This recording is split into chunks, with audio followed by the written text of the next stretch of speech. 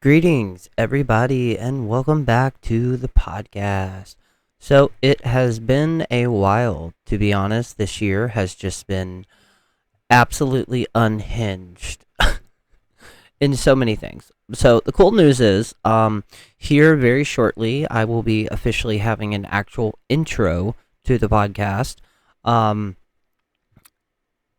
Honestly, like, straight up, to be honest, I'm just trying to get back to kind of like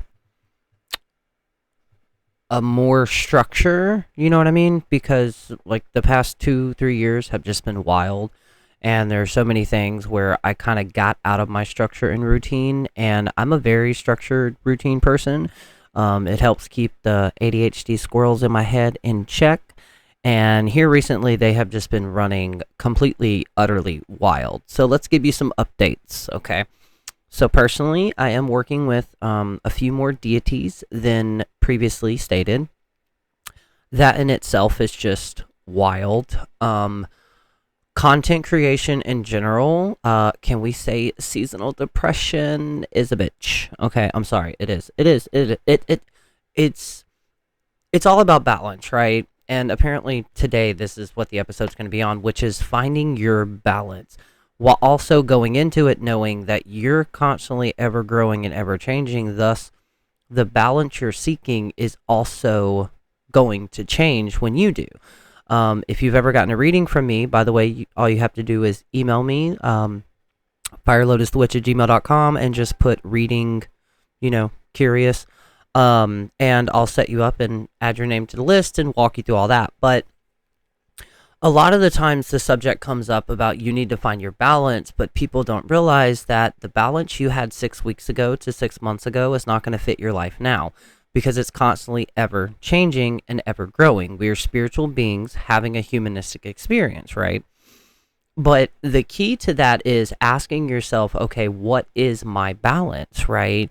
And this also bleeds into other aspects of witchcraft where, no offense to anybody who is listening, if you're just this, oh, I'm just surrounded by positivity and light, you are positively escaping reality. Okay, I'm sorry. Everything in nature is about balance. If you don't drink enough water, you're going to get dehydrated and potentially expire. If you drink too much water, you could potentially drown yourself and expire. You see what I'm saying, though? You can't be consumed in positivity while also using that positivity or using the aspect of, oh, well, I don't mess with that because it's just it's too lower vibes. What the fuck does that even mean? I'm sorry. Okay. So, in general, you have to find a balance. If you go through your life as a witch and only focus on healing and positivity, what's going to happen when you purposely or unpurposely fuck around and find out and somebody throws a hex or curse on you? You're not going to know the baseline principle of how hexes, curses, and jinxes work. By the way, slight shout out. There's a book. I'll have a link to it in the description notes of this because if I mention the author's name, I'm going to butcher it. But it is called Uncrossing, Identifying, Cleanse, and Heal from Hexes, Curses, and Psychic Attacks. It is an amazing book, okay? And you're like, load it. Sorry, it was directly in front of me, and spirits were like, yo, name the book. So, Uncrossing, if you check out my Amazon playlist or wish list, I have two of them. That book should be on the Magical Library one, which are basically all the books, which I have to update it, all the books that are currently in my collection right now that you can find on Amazon, okay?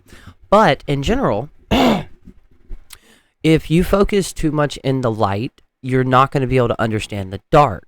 And here recently, I've started again, sometime last year, I believe, working back with Hecate, or Hecate. Yes, there's a huge conversation going on. Look, when it comes to a deity's name, as long as you're respectful, that you're not going to insult them, okay?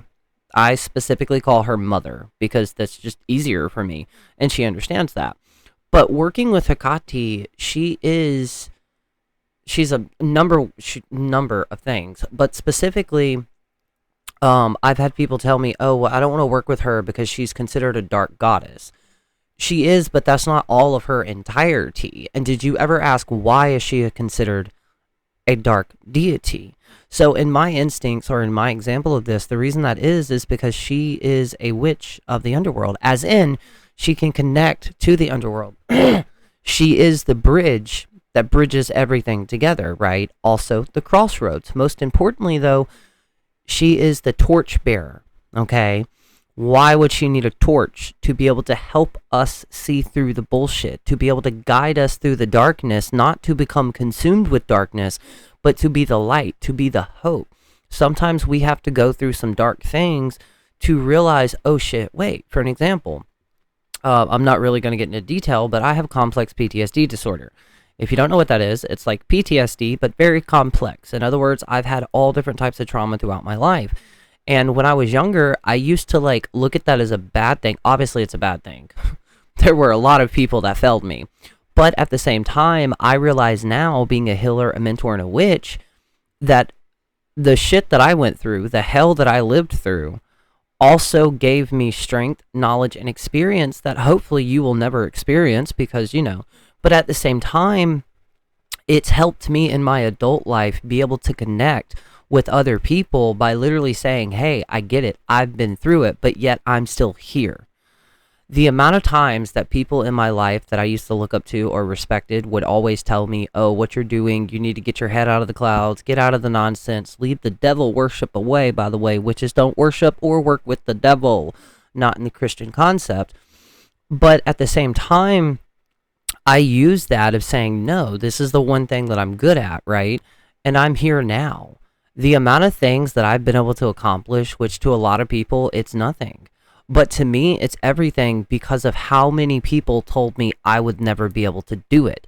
Obviously, don't rush it, and I am no near of an expert. To think that I'm not only 32, just turned 32 this April, but also I've been in witchcraft for 21, going on 22 years. Am I an expert? Hell no. I'm an expert on things of what not to do, but when it comes to my personal practice, yes. But at the same time, going into that, I'm also still building my personal practice. You can go back to one of the first couple of episodes of my podcast and then view some more recent ones and the amount of things that have changed, but that's the point. And what I mean by this, and the reason I cannot stand where people's like, oh, I'm an expert. No, you're not. There's not enough time. There, for one, our physical bodies doesn't give us enough time, but also there's not enough physical time around us to become an expert. The only way you can become an expert on your practice is if you build it from the ground up. Sorry about that. And a lot of people think like that. And it drives me crazy because why would you want to be an expert? Like in our community, Lotus Hollow is what I call it. We have a saying, which is there's no such thing as a dumb question, because in order to learn, you have to ask questions. The amount of questions that I've been asked over and over again, and all it takes is one person to slightly tweak it. And then I'm like, holy shit, I just learned something I've never even thought about questioning that, right? But there's also this aspect right now of overexposure into witchcraft, which is going to go into the second segue. Which is you can become overexposed and oversaturated in your spiritual practice, especially when it comes to these demonic devices that we're basically selling our souls to, aka our cell phones. I love it and hate it so much. Like there's one of my first YouTube videos. In that video, I actually stated, I was like, I'm glad that I have the phone that I have. This is before I got the phone that I have now. But I'm like, I'm glad that I couldn't do all these things. I don't want to become a slave to my phone. That still hurts to this day. But at the same time, also living in a world where in order to, well, technically what I do as a career, in order to have that career and to be able to help people and reach so many people, I have to find a balance of using TikTok, YouTube, podcast, computer, tablet, all of that, right? And it's so weird, and I always go back to the same conversation that me and Christopher Pinzak had, which was, we are living in the great blessing and the great curse right now, because having this technology, being able to connect the entire world around us instantly, I mean, you literally have the Akasha records at your fingertips. We all do. It's the internet, right? And now with AI, so many things can be unlocked, which that in itself leads into another conversation of what do we feel about AI, right? I believe it's a tool. Cell phones, they are a tool, but we have to use it as a tool and not overexpose ourselves. Which I'm not even going to be like, oh yeah, I've no, the amount of doom scrolling that I've done, we're not even going to talk about that, okay? But hey, just know that if you're out there and you're like, "Ugh, I feel so bad because all I do is doom scroll," you're not the only one, okay? It's ADHD, all right? So I have extreme ADHD mixed with anxiety, and I wish I could find a cure for it. But what I can say is TikTok does make it worse because the way the platform and the algorithm is based upon, it's based upon addiction. And you're like, Lotus, what the fuck are you talking about? I'm going to explain. Calm down. This would also be a great time to hit your bowl if you're, 420ing. By the way, Easter is on my favorite holiday, 420. um, Drink you some water because I'm about to. And if you need a daily reminder, hey, drink some water, take your meds, eat a snack, okay? You need to feed yourself, which we're also going to get into. But in general, the TikTok algorithm was based off of you literally make one video, right? It goes viral.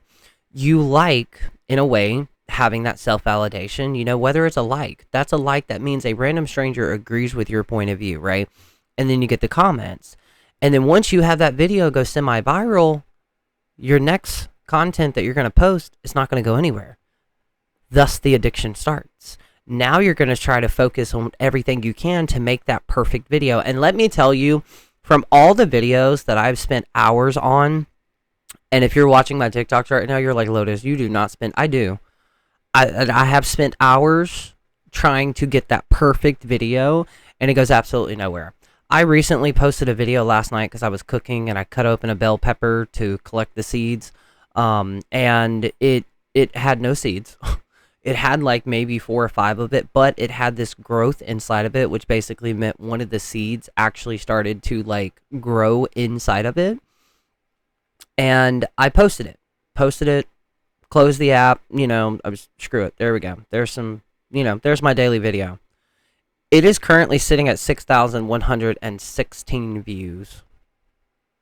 I have no, the interaction is not the same, but the reason I'm saying that is because it was Spirit's way of telling me, hey, you're overthinking your content, okay? Which, if you have ADHD, we do this a lot. We tend to overthink things, and I'm trying to slowly get to a point now where obviously as a teacher and a mentor, I have to make sure I articulate my thoughts over, right, which I've already stuck my foot in my mouth so many times on that, but specifically, you've got to find that balance, right? And that was TikTok's way, the universe's way of saying, hey, you're overthinking your shit, okay? Which is true. It happens more often than I would like to admit, but hey, we're all learning, not to mention the algorithm has changed so dramatically. But in general, and that's going to go into the segue of making sure what you're feeding yourself is nurturing your soul, your mind, and your body. And you're like, Lotus, how the hell? Keep it up. So, TikTok, overexposed to witchcraft. When you get yourself overexposed to witchcraft, you basically burn yourself out. Thus, it opens up the conversation of constantly thinking you have to be witchy or doing witchy things to be a witch, okay? It's not like when we declare ourselves witches to the universe, this magical little card falls down from the skies and it's our witch card, okay? There's no revoking that unless you yourself revoke it, right? So the biggest issue that I've had, which is seeing other practitioners, and I've talked about this before. If you're a seasoned practitioner, hello, I see you. But at the same time, we're getting to see something that we technically, depending on when you grew up and depending on when you got into witchcraft, we didn't really have the technology or the concept of, hey, let's record every single thing we do and post it on there. So now we're seeing a huge range of people from all ages have those aha witchy moments. And if you're a seedling or a sprout, you're going to have those what I call aha witchy moments. These are the moments that no matter what is going on in your life, you're going to fall back to that and be like, no, wait, this is real. Magic is real. I've done it before. I can do it again. now as seasoned practitioners, we're seeing that, but also not necessarily having those same experiences. Why? Because we're leveling up. The world around us is completely different. And the reason I bring this up is you will meet a witch who still believes that Mother Hecate and all these other deities, they're still back in like the 1300s. They're not. They are ever growing and ever learning. Now, it's going to eventually, I'm going to have a episode about jewelry and other signs that deities are reaching out to you, but also the weird complexity of that, of how algorithms and social medias work. It's been wild, let's just say the least. But in general, they're up to date with us. If I go through a depressive episode, all I have to do is tell them, hey, sorry, I'm having a low day today. They're not going to punish me for not lighting their candles, right? Now, again, we're going to tie this all around to the content that you are consuming, because sometimes you'll follow a witchy person and you're like, well, fuck, I don't do any of this stuff. And then you start doubting yourself, and then you start beating yourself up, and it creates this cycle. Also know that as a creator myself, on our good days, we're going to record, make as much content as we can, and then we're going to save it as a draft. That way, if we're not having a good day, we still have good content. Now, I don't typically do that. I post whatever the hell I want to post. But, there are other creators who will do that. They will only post the good stuff, right? And there's this concept now where you have to have the aesthetic. You have to look like a witch, which I myself don't really know what that means. But you have to look like a witch. You have to live the witchy life. And I mean, yeah, if you have the money and the resources to like live like you were living in Charmed or Practical Magic, which we all have goals, then do your thing. But at the same time, that doesn't make you a witch. Okay? Taking care of yourself. Starting out. Moment of truth. Taking care of yourself. Okay? So if you do have the resources to go to a doctor and talk to mental health, that's taking care of yourself on a mental level. Technically, that's a chemical level as well. Dedicating you taking care of yourself to the spirits you work with is magic. You making sure that you are not over-consuming. And what I mean by over-consuming is if you spend an hour doom scrolling, and by the end of that, you are depressed, you're in a funk, and so many of these, we'll say, heavier emotions, right? Versus watching some of your favorite YouTubers, watching stuff that actually gets you creative and it gets those juices pumping, right? That's the difference. We need to make sure that we're not consuming things that are harming us, thus harming our practice by thinking, oh, well, maybe I should redesign my altar to make it look more like this one. Why? Your craft is your craft, okay? There is no right or wrong way to work with a deity. Even though on the internet, you're going to have so many people tell you that you mispronunciate it. So recently, and I'm not over this, okay, which is why I'm still talking about it. So recently, I discovered a new creator, and their video starts out with, I just got through doing an 8-day ritual, okay? For one, holy shit, kudos to you, because I have never, right? Literally, the first comment that I saw was somebody going in and saying, well, obviously, I can tell by the video, you know what you're talking about. Okay, where's the butt coming? But it's actually pronounced Hecate or Hecate. Y'all, lay it the fuck off, okay? I get it to a degree, but at the same time, what if they have a speech impediment? I have a speech impediment, right? But it's the fact that somebody thought, hey, they just did an 8-day ritual to this deity, which they are a devotee to. But yeah, go by all means, let them correct them on the way they say their name. And they came back with a fire response, which was actually the way that I look at it in a more historical thing. This is how I say it. But I think there's this aspect, and one of my mutuals said it too, and there was a comment on that video, which is there's a lot of the reasons that witches have just stopped sharing our stuff. Because when we first got onto TikTok and discovered, oh shit, wait, we can do more than dancing. We did, and then, oh, well, you're just gatekeeping. Well, there are some subjects that if you do, starting out this, you're going to fuck around and find out and get haunted, or worse. Like, there are seedlings, because we don't use the term baby, okay? You're not a fucking baby witch, and it's extremely disrespectful to call yourself a baby, considering all the witches before you, right? But anyways, there are baby witches, okay? There are seedlings and sprouts that because viral videos, they're picking up a stick, thrashing around a river to piss off the spirit and then throw a name to it. That's not the proper way of doing that, okay? If anything, you're just going to piss the spirit off to where it's going to get connected to you. Which, again, over-consuming things, okay? For one, no creator online is perfect. But at the end of the day, if they're constantly in drama or constantly bullying or constantly putting other people down, why are you consuming that? And what is that doing for your spirit? Would your spirits like the fact that you're interacting with those energies, with those types of practitioners? No, not really. Your spirit team, whether you have fully reached out to them or not, whether you believe in gods and goddesses, whether you believe in spirits, your ancestors, whatever it is, especially your ancestors and your spirit team. Spirit team is the term that I use to describe spirit guides, ancestors, and or any beings or other energies that you work with. They are here to help you and to help you get the most of what you are doing. They are going to do everything they can to make sure that you reach your full potential.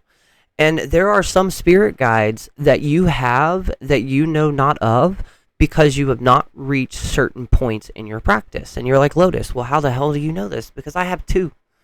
I have two spirit guides that they're with me, but they will not interact with me until I reach a specific point in my healing journey.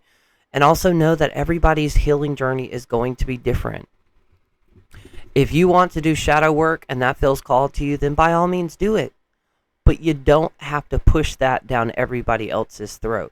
Okay, shadow work and witchcraft have not always been a thing, and you being a witch does not mean you have to do the shadow work. Shadow work is not for everybody.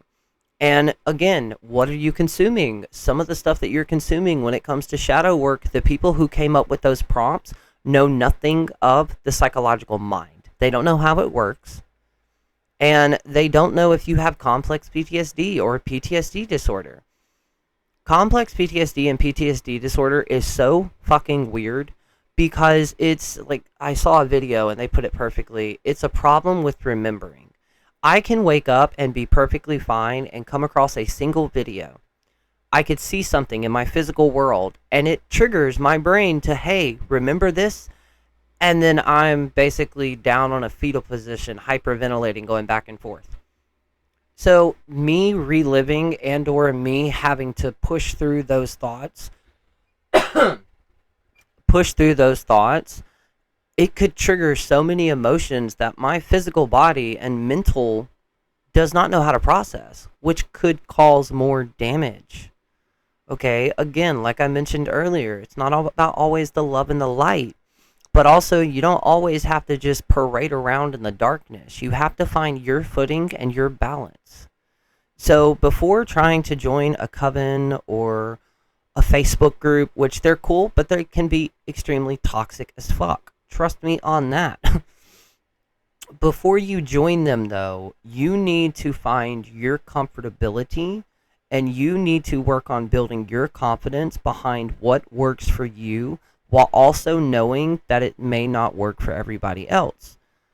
And if you're a teacher and a mentor out there, no disrespect when I say this, do not advertise your stuff as it is the one and only way, because it's not. I have done so many different types of exercises and workshops and all these other things, and some of them did amazing. Others, I was just like, what is this? This does not work for me. So please remember that. But in general, another insane question, and then I'm trying to keep this under 30 minutes. Another one of my mutuals was like, because we always say go back to the basics, but we never explain what the basics are. So what are those basics to you? If you are a seedling right now and you're listening to this and you're wanting to explore witchcraft, well, here are some questions you need to answer before you start buying up all these books. What type of witchcraft? What branch of witchcraft? What subjects of that branch do you like? And why do you like them? Drop that down to 5 subjects. Spend the next month and a half researching those subjects. And the reason I'm saying this is because if you come to me and you're like, I want to learn witchcraft. Okay, what type? Because if you're trying to go down the folk practice route, there's going to be like 20 books I'm not going to tell you to go get because it's more based off of like Wiccan, or I don't know the proper term for it. It's based off of that.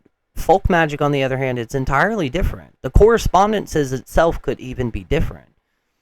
If you want to get into, we'll say folk magic. Well, there's Appalachian folk magic. There's all different types of folk styles, right? And you're like, no, I want to get into, fire, earth, air, fire, and water. Okay, well, I'm going to tell you to go get this book or this book. And to be honest, when most people tell me, I actually tell them to go get a book about Wicca because of the structure. Okay, when you're first starting out, you need structure just like when you go to school for the very first time. When you start a job for the very first time, there are specific things that you will do to get you into the groove of it, right? The same as with this. Try to set aside 10 or 20 minutes to where you are, either going outside or going wherever your sacred space is, whether that's curling up in bed or curling up in a specific chair. But try to make it somewhat of a ritual. What I mean by this is have a blanket, right? Have a blanket and a pillow that when you're, we'll say study time, when you're studying, you're going to pull those out. Have a specific cup. You want to drink tea, wine, coffee, whatever.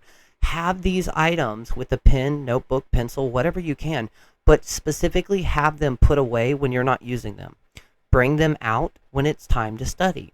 Small things like this get you into that programming to be able to naturally flow.